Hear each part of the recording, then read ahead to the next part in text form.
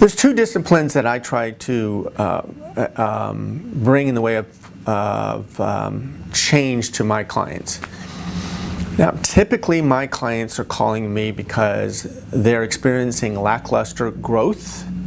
They know in their heart that the company should be doing better than it's doing.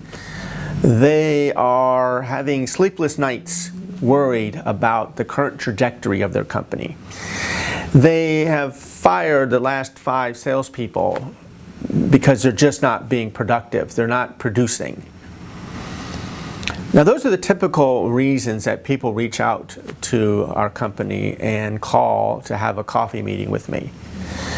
And invariably, the conversation leads to this understanding, well, let me see where you're taking the company. And I get this look of, what do you mean? Well, where are you driving the company to? What do you want the company to look like 3 years from now? And I said, the reason I'm asking these questions is because the role of sales is to follow your guidance with regard to where and to whom they should be selling. So let's say, for example, that today your business has a customer mix of 30% hospitals and 70% construction. And that you are worried that you've got so many eggs in the construction basket that weighting could be detrimental to your company if there's another recession. And so it is prudent for you to ensure that 3 years from now that pie chart doesn't look like that.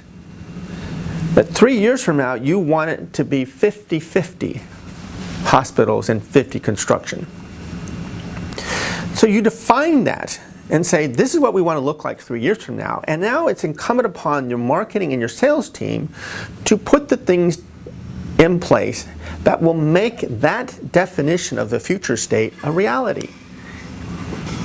If you don't have that, then what are the things that your marketing and salespeople are doing? What guidance are you giving them other than go get new customers? That's not enough.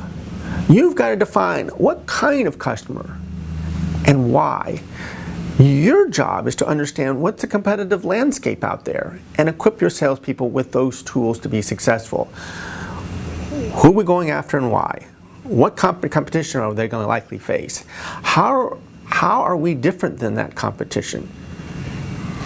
And then equip them with a sales process that you adhere to, that you want them to adhere to, and the combination of those will result in a dramatically different kind of growth rate in a company. So as a result of these conversations that I have with the client, what I hope I convince them is that it's in their best interest to first have a plan, build a plan. And that's usually the 90% of the engagements that Allegro has with our clients, is help companies create their very first strategic plan. And then the latter part is, if they are in a complex sales environment, to teach them a complex sales methodology and approach that they can now use over and over again to achieve a high win rate for the kind of customers that they're targeting.